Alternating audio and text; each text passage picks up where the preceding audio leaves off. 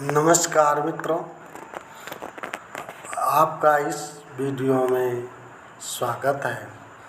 आज हम लोग इस वीडियो के माध्यम से उत्तर प्रदेश लोक सेवा आयोग राजकीय इंटर कॉलेज प्रवक्ता परीक्षा 2015 का सामान्य अध्ययन का प्रश्न पत्र हल करेंगे। इसके अंतर्गत हम लोग इन्हीं व्याख्यात्मक प्रश्नों का हल करेंगे सामान्य अध्ययन का।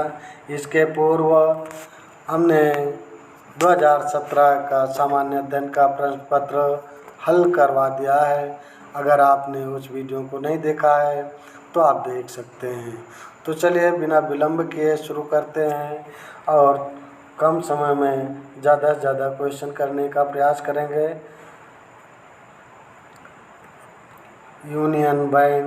यूनियन बजट 2016-17 में प्रस्तावित किसान कल्याण उपकर को निम्नलिखित में से किसके साथ संयुक्त किया गया है? तो सेवा कर के। केंद्रीय बजट 2016-17 में प्रस्तावित किसान कल्याण उपकर को सेवा कर के साथ संयुक्त किया गया है। उपकर किसी विशेष उद्देश्य की पूर्ति के लिए लगाए जाते हैं। किसान कल्याण उपकर सभी कर योग्य सेवाओं पर 0.5% की दर से लगाया जाएगा। इससे प्राप्त हुई धनराशि उपयोग कृषि सुधार और किसान कल्याण से संबंधित क्रियाकलापों के लिए किया जाएगा। अगला प्रश्न, भारत में छठी आर्थिक जनगणना किस वर्ष पूर्ण हुई? तो इसका उत्तर हो जाएगा डी, 2013-14 में।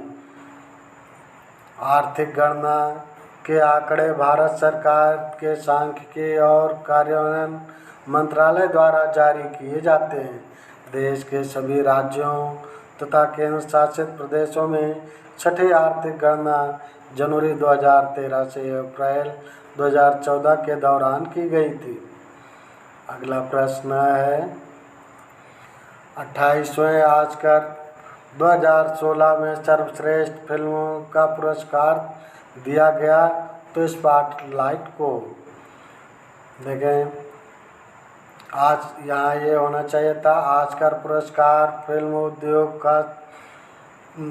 उद्योग क्षेत्र का सर्वाधिक प्रतिष्ठित अकादमिक पुरस्कार है, जिसे academic of motion picture arts and sciences द्वारा 24 श्रेणियों में प्रदान किया जाता है। 92वें ऑस्कर पुरस्कार 2020 में सर्वश्रेष्ठ फिल्म का पुरस्कार वांग जुन हो द्वारा निर्देशित फिल्म पैरासाइट को प्रदान किया गया। वर्ष 2020 के ऑस्कर पुरस्कार में सर्वश्रेष्ठ अभिनेता का पुरस्कार जोवाकिन फिनिक्स तथा सर्वश्रेष्ठ अभिनेत्री का पुरस्कार रेनी जेलवेगर को प्रदान किया गया है। अगला प्रश्न, भारत के रेल बजट 2016 में घोषित की गई पूरी तरह से 3AC नई ट्रेन का क्या नाम है? तो उत्तर हो जाएगा हमसफर। भारत के तत्कालीन रेल मंत्री सुरेश प्रभु ने वर्ष 2016-17 के लिए घोषित रेल बजट में पूरी तरह 3AC से सुसज्जित ट्रेन का नाम हमसफर है। इस ट्रेन में फ्लैक्सी फेयर सिस्टम को लागू किया गया है, अर्थात जैसे जैसे सीटें कम बचेंगी किराया बढ़ता जाएगा। पहली हमसफर ट्रेन गोरखपुर से आनंद विहार के बीच चलाई गई है। वर्तमान में रेल बजट को 1 फरवरी 2017 के बजट से आम बजट में समाहित कर लिया गया है। अगला प्रश्न, निम्नलिखित में से किस देश की संसद विश्व की पहली पूर्णतः सौर ऊर्जा संचालित संसद हुई है? तो उत्तर हो जाएगा पाकिस्तान। पाकिस्तान की संसद सौर ऊर्जा से संचालित होने वाली दुनिया की पहली इमारत बन गई है। इस्लामाबाद स्थित संसद भवन में चीन के सहयोग से सोलर पैनल का काम पूरा किया गया। पाकिस्तान के संसद का सौर ऊर्जा संयंत्र 80 मेगावाट बिजली पैदा करेगा। संसद के लिए 62 मेगावाट बिजली की आवश्यकता है। शेष 18 मेगावाट बिजली राष्ट्रीय ग्रिड को दी जाएगी। इजराइल की संसद से नेसेट भी आंशिक रूप से सौर ऊर्जा से संचालित है। अगला प्रश्न, 13वें दक्षिण एशिया खेल संघ 2019 का आयोजन स्थल प्रस्तावित है। तो इसका उत्तर हो जाएगा ए, काठमांडू, नेपाल। वर्ष 2019 में 13वें दक्षिण एशियाई खेल का आयोजन काठमांडू, नेपाल में किया गया। इस खेल में दक्षिण के सभी सदस्य देश अफगानिस्तान, बांग्लादेश, भूटान, भारत, मालदीव, नेपाल, पाकिस्तान व श्रीलंका प्रतिभाग करते हैं। प्रथम दक्षिण एशियाई खेल का आयोजन वर्ष 1984 में काठमांडू, नेपाल में किया गया था। 14वां दक्षिण एशियाई खेल 2021 में पाकिस्तान में संपन्न होगा। अगला प्रश्न, निम्नलिखित में से आम की किस प्रजाति को भारत से निर्यात हेतु सर्वाधिक प्राथमिकता दी जाती है? तो उत्तर हो जाएगा अल्फांसो। अल्फांसो भारत का सबसे खास किस्म का आम है।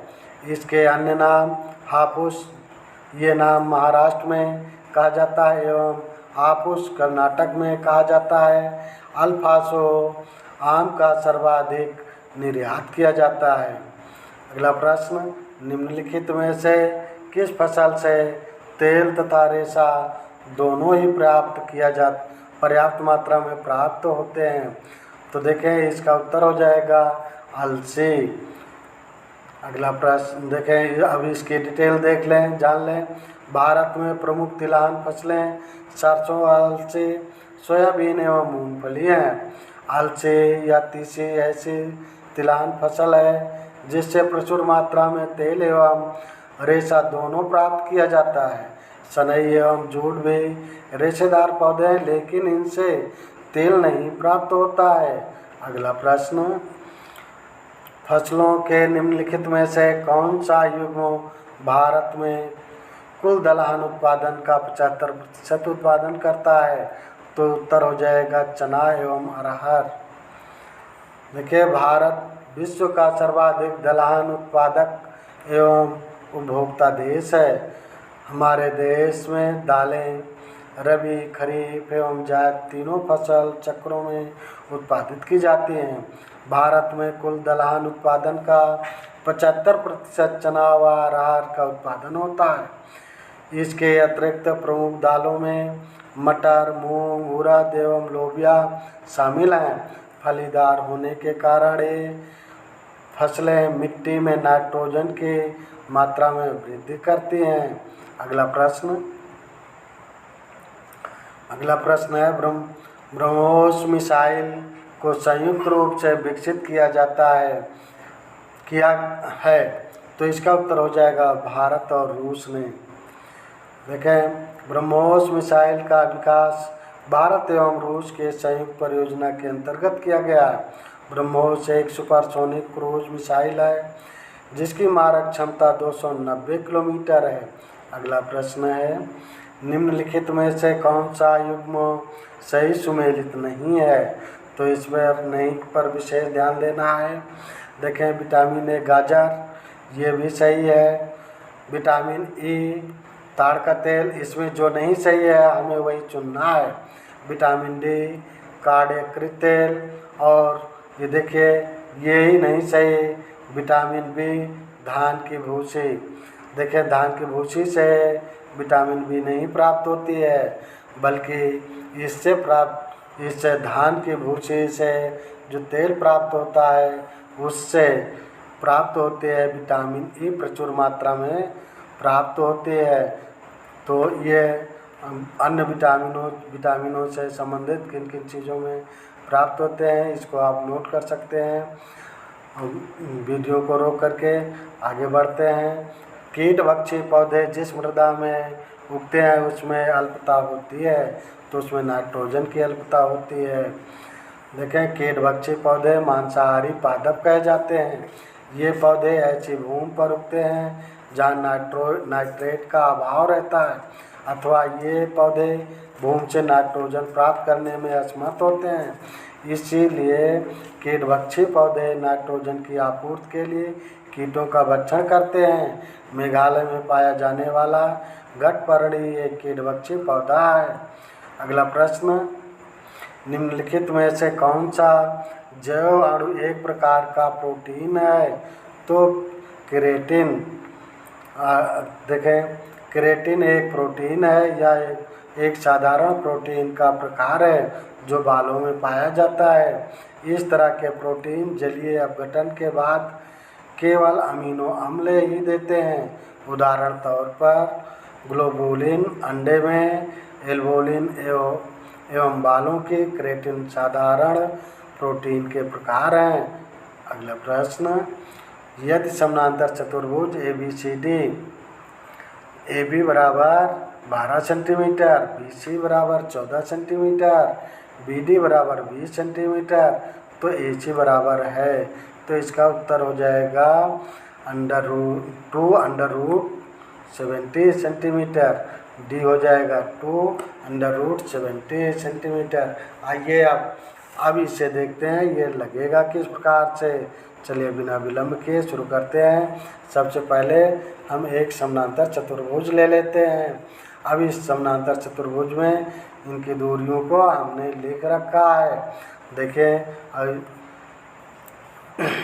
अब इसको हल करते हैं। देखिए, पहली रेखा का होल स्क्वायर प्लस दूसरी रेखा का होल स्क्वायर। अब देखें, डी बराबर D1 square plus D2 square upon 2, फिर AB का होल स्क्वायर प्लस BC का whole square equal B square plus D2 square upon 2। तो देखें, AB बराबर 12 सेंटीमीटर है और BC बराबर 14 सेंटीमीटर है। तो 12 को 12 से मल्टीप्लाई करेंगे, 12 स्क्वायर, तो 12 बराबर में 144 हो जाएगा।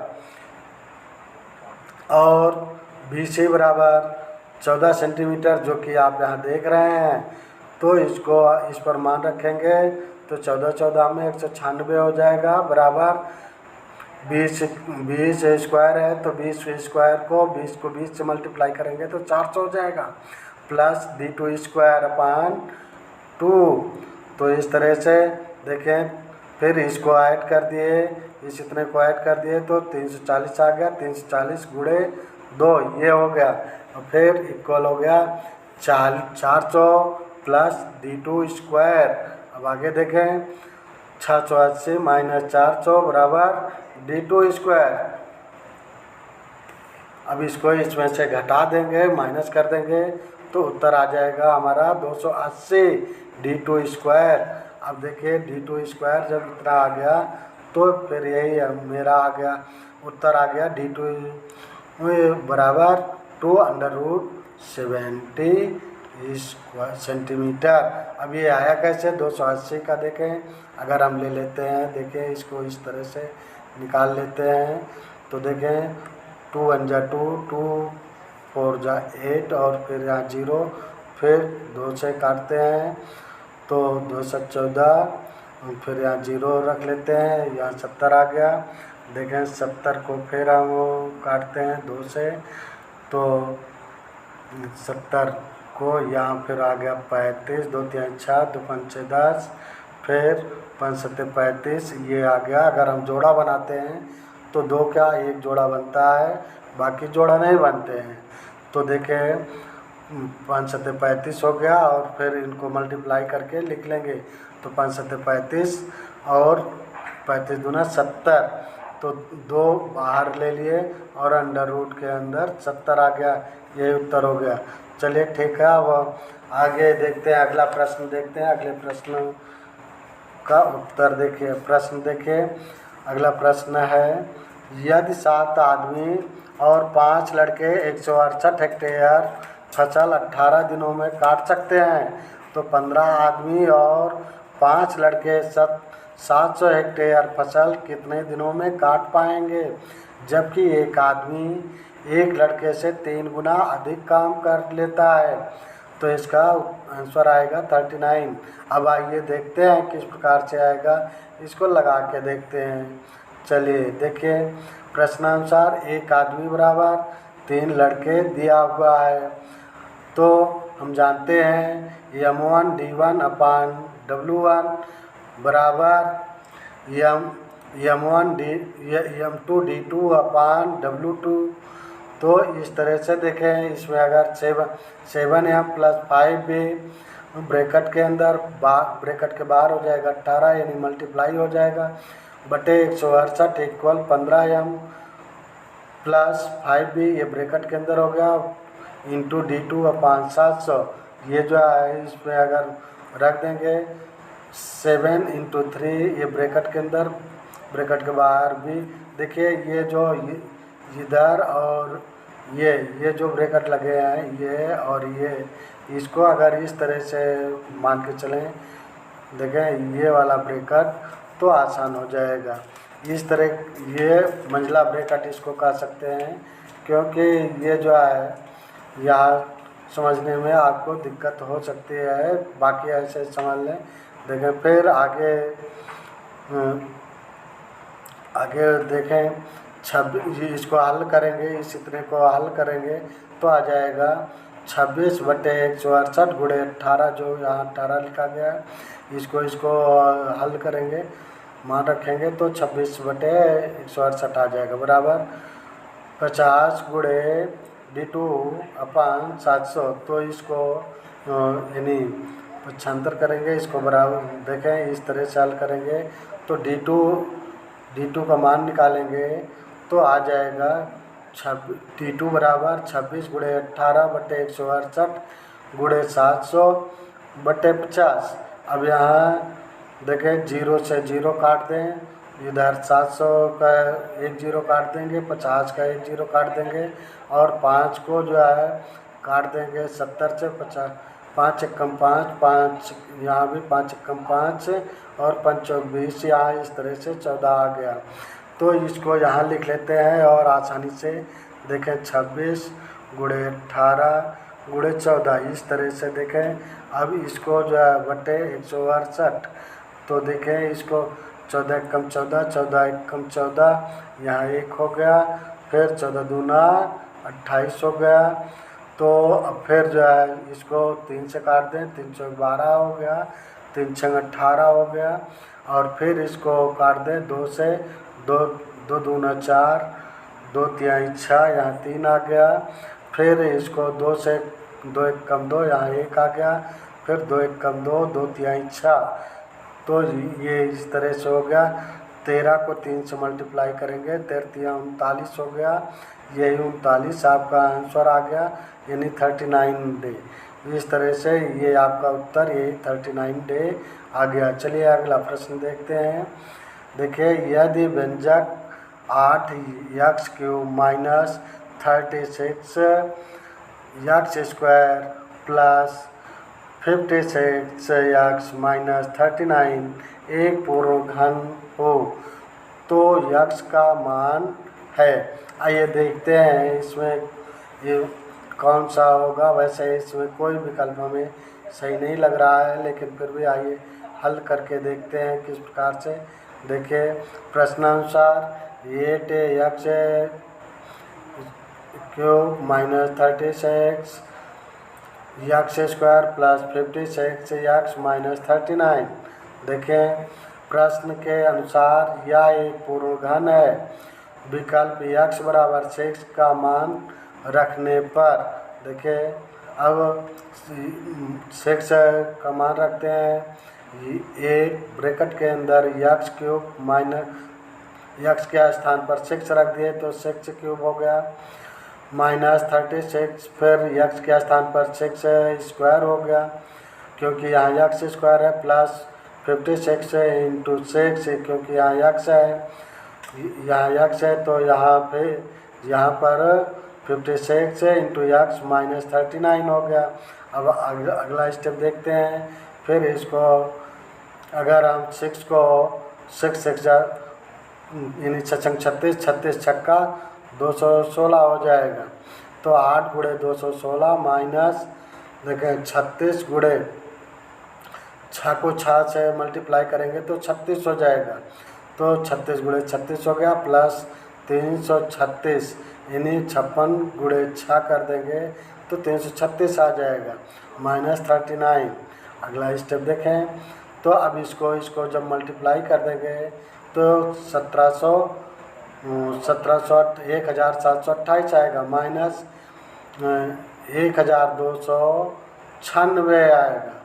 इसको जब मल्टीप्लाई कर देंगे प्लस इसको 36 गुणे 36 करेंगे तो 1296 आएगा प्लस 336 माइनस 39। अब इसको प्लस को प्लस कर जैसे ये 1728 में 336 जोड़ देंगे क्योंकि इसके पहले प्लस है, इसके पहले प्लस है, और माइनस को माइनस की तरफ कर देंगे। तो इसको इस तरह से कर देंगे 1728 प्लस 336 और फिर माइनस का निशान लगा के माइनस इसी के नीचे इसी के बराबर में करना था, बराबर 1296 ये माइनस माइनस प्लस हो जाएगा तो हो जाएगा 39। अब इसको जब हल करेंगे तो आ जाएगा इस तरह से, ये हो गया 2064 माइनस 1335। जब इसको हल करेंगे तो आ जाएगा 729 का जवाब निकालेंगे तो ये 729 संख्या जो कि संख्या 9 का पूर्ण घन है। तो इस तरह से देखा जाए तो विकल्प में कोई उत्तर नहीं है, इसलिए ये विकल्प 9 का घन है। आगे बढ़ते हैं, अगला प्रश्न देखते हैं।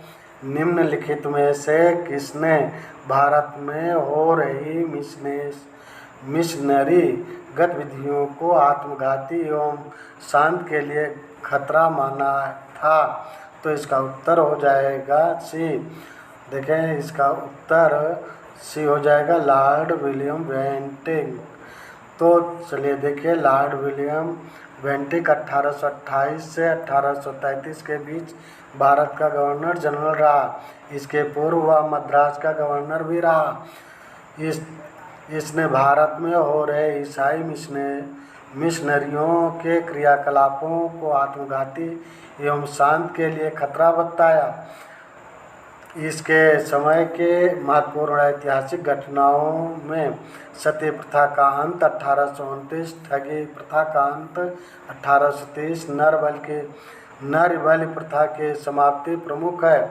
इसके अतिरिक्त कलकत्ता में मेडिकल कॉलेज की स्थापना 1935, सरकारी सेवाओं में भेदभाव की समाप्ति तथा मंडल आयुक्त पद का सृजन इत्यादि इसके द्वारा किए गए प्रमुख कार्य हैं। अगला प्रश्न, भारतीय विश्वविद्यालयों की स्थिति पर जांच पड़ताल करने के लिए 1902 ईस्वी में नियुक्त आयोग के अध्यक्ष थे। तो इसका उत्तर हो जाएगा डी। देखें ये थॉमस रेलिंग। तो देखिए 1909 में कर्जन ने भारत के उच्चतर शिक्षा एवं विश्वविद्यालय अधिकारियों का एक सम्मेलन शिमला में बुलाया। शिमला में पारित प्रस्ताव शिमला प्रस्ताव के नाम से प्रसिद्ध हुआ। शिमला प्रस्ताव की तीखी आलोचना से विवश होकर कर्जन ने 1902 में थॉमस रेली की अध्यक्षता में विश्वविद्यालय आयोग की स्थापना की, जिसका मुख्य उद्देश्य विश्वविद्यालयी शिक्षा की जांच पड़ताल कर अपनी रिपोर्ट देना था। रेले कमीशन के रिपोर्ट के आधार पर ही भारतीय विश्वविद्यालय अधिनियम 1904 पारित हुआ।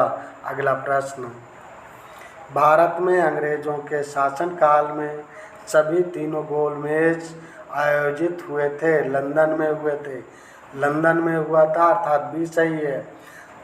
देखें, साइमन कमीशन के रिपोर्ट पर विचार करने हेतु ब्रिटिश सरकार द्वारा लंदन में गोलमेज सम्मेलनों का आयोजन किया गया। प्रथम गोलमेज सम्मेलन का आयोजन 12 नवंबर 1930 से 13 जनवरी 1931 तक। द्वितीय गोलमेज सम्मेलन का आयोजन 7 सितंबर 1931 से 1 दिसंबर 1931 तक तथा तृतीय गोलमेज सम्मेलन का आयोजन 17 नवंबर 1932 से 24 दिसंबर 1932 तक हुआ। गांधी जी ने कांग्रेस के प्रतिनिधित्व के रूप में द्वितीय गोलमेज सम्मेलन में भाग लिया। प्रथम एवं द्वितीय गोलमेज सम्मेलनों का कांग्रेस द्वारा बहिष्कार किया गया था। अगला प्रश्न, दिल्ली दरबार आयोजित हुआ था। तो दिल्ली दरबार 1911 में आयोजित हुआ था, 1911 ईस्वी में। दिसंबर 1911 में ब्रिटिश सम्राट जॉर्ज पंचम एवं महारानी मेरी के भारत आगमन पर स्वागत हेतु दिल्ली दरबार का आयोजन किया गया था। दिल्ली दरबार के अवसर पर ही 12 दिसंबर 1911 बंगला विभाजन के रद्द करने की घोषणा तथा दिल्ली को कलकत्ता की जगह नई राजधानी बनाने की घोषणा की गई थी। अगला प्रश्न, नीचे दिए गए कूट से निम्नलिखित देशों के उत्तर से दक्षिण की अवस्थित का सही अनुक्रम चुनिए। तो इसका जो अनुक्रम होगा, पहले मंगोलिया होगा, मंगोलिया के बाद स्पेन होगा, स्पेन के बाद मैक्सिको होगा, फिर उसके बाद अर्जेंटीना होगा, अर्थात 4 3 2 1। तो ये विकल्प मेरा मिल रहा है डी में, 4 3 2 1। तो इस तरह से ये डिटेल रहे। अगला प्रश्न देखते हैं, भारत के निम्नलिखित में से कौन सा राज्य वर्ष 2015-16 में फलों के उत्पादन में शीर्षस्थ रहा। तो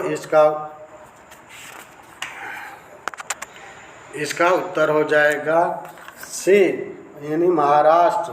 वर्ष 2017-18 के आंकड़ों के अनुसार भारत के शीर्ष फल उत्पादक राज्य क्रमशः आंध्र प्रदेश, महाराष्ट्र, गुजरात एवं तमिलनाडु हैं। उपर्युक्त प्रश्न के अनुसार महाराष्ट्र शीर्ष फल उत्पादक राज्य होगा। अब अगला प्रश्न है, निम्नलिखित में से कौन सा युग्म सही सुमेलित नहीं है। वन्य जीव अभयारण्य राज्य, तो वादीपुर कर्नाटक, ये सही है। शिकरी देवी हिमाचल प्रदेश, ये भी सही है। दच ग्राम जम्मू एवं कश्मीर, ये भी सही है। जो उत्तर इसमें गलत है, देखिए नहीं पर विशेष ध्यान देना है, इसमें यही भी गलत है।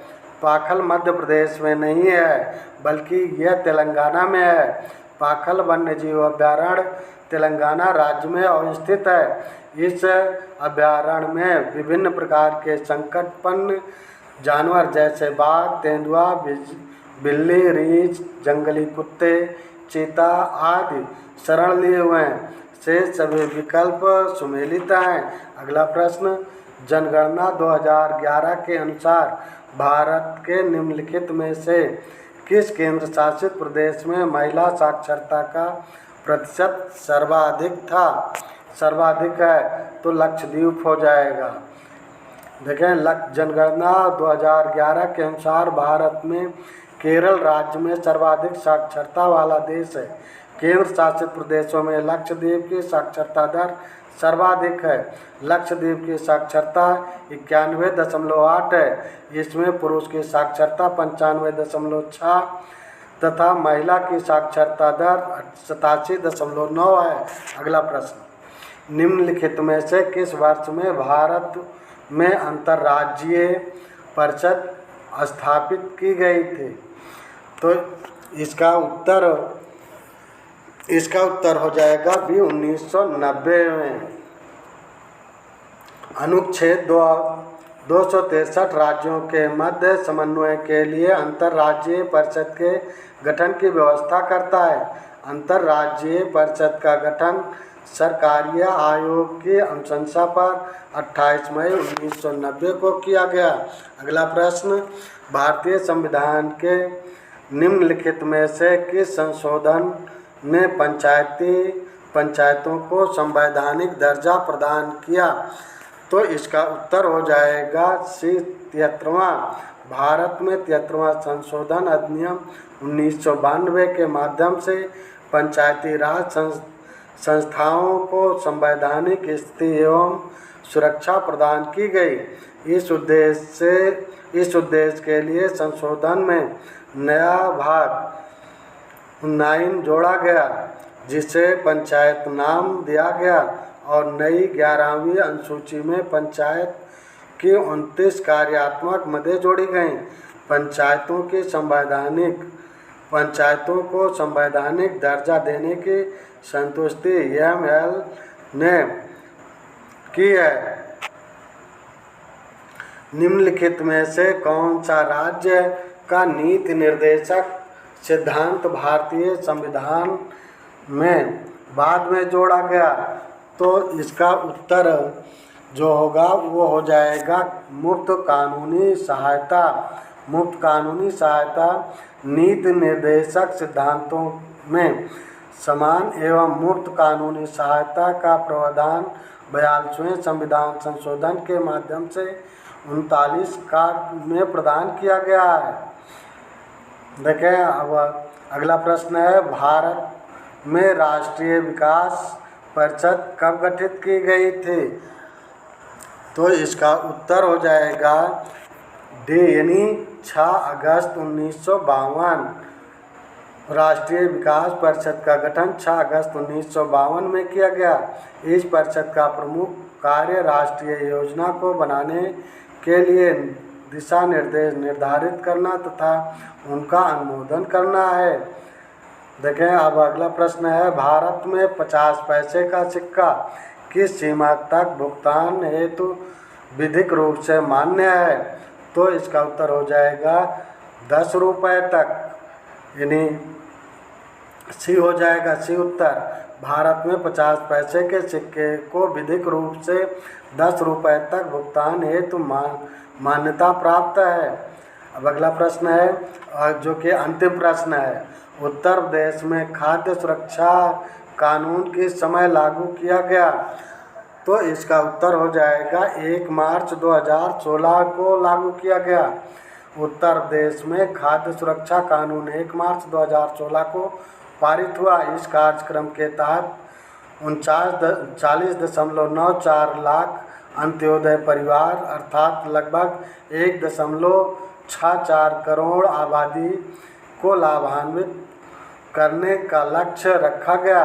खाद्य सुरक्षा से आच्छादित लाभार्थियों को 5 किलो खाद्यान्न, जिसमें 3 किलो गेहूँ जो कि 2 रुपये प्रति किलो, यहाँ 3 रुपये लिखा गया है, इसे 2 रुपये किलो माने, तथा 2 किग्रा चावल 3 रुपये प्रति किग्रा वितरित करने का प्रावधान है। इस वीडियो में इतना ही। वीडियो को लाइक करें, शेयर करें, चैनल पर नए हैं तो सब्सक्राइब करें। सब्सक्राइब करने के बाद बेल आइकन ज़रूर प्रेस कर दें। बेल आइकन प्रेस कर देने पर मेरी वीडियो जैसे ही अपलोड होगी उसकी नोटिफिकेशन तुरंत आपके मोबाइल पर पहुंच जाएगी और आप मेरी वीडियो सबसे पहले देख सकेंगे। जय हिंद, जय भारत।